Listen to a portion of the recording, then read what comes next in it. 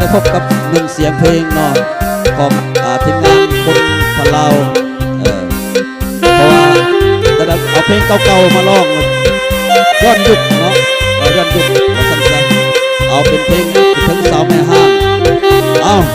ยาวเลยบัดนี้คนเขาสาว่าน้องเป็นแม่ห้างได้ฟังแห่สงสารนางแม่ห้างเอ้ยอย่าน้อยใจอย่าคำพวนเด้อโอยหวนมองให้ถึงพวนน้องปลาไปอย่าเสียใจหากไม่ยังมีอายยังอยู่ต้องหูแก่ใจเถิดน้องอายเองจะขอประคองลูกสองอายจะยินดีกาเลี้ยงดูและอุ้มสู่เต็มที่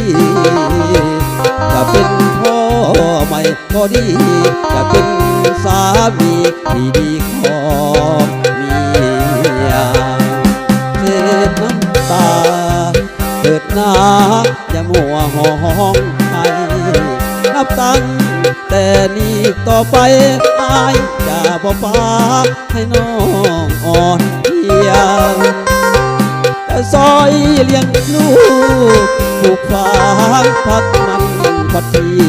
ยจะหาเลี้ยงลูกและเมียบ่เสียได้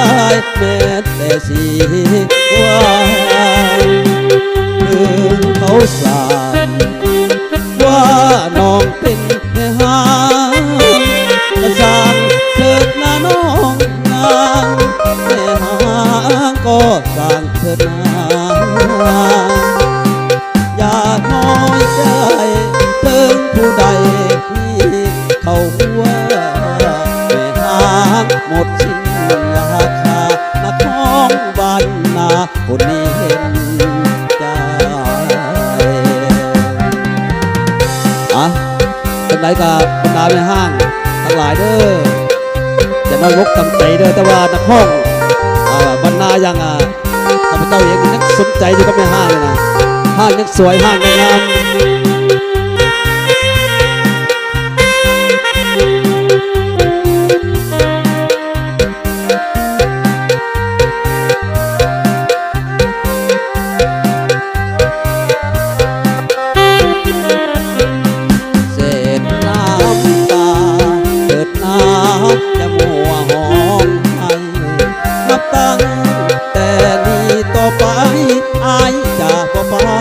ให้น้องอ่อนเพลีย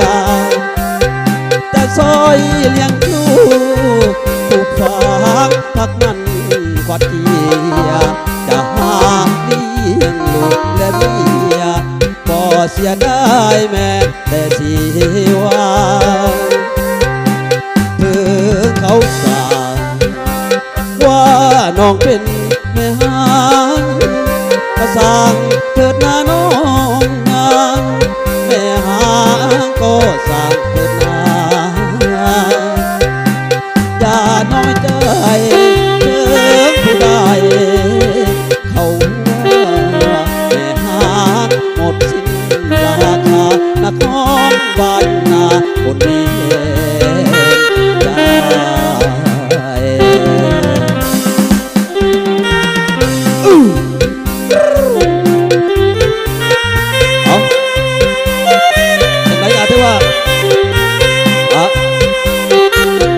ลบลงไว้ก่อนเด้อพี่น้องเด้อ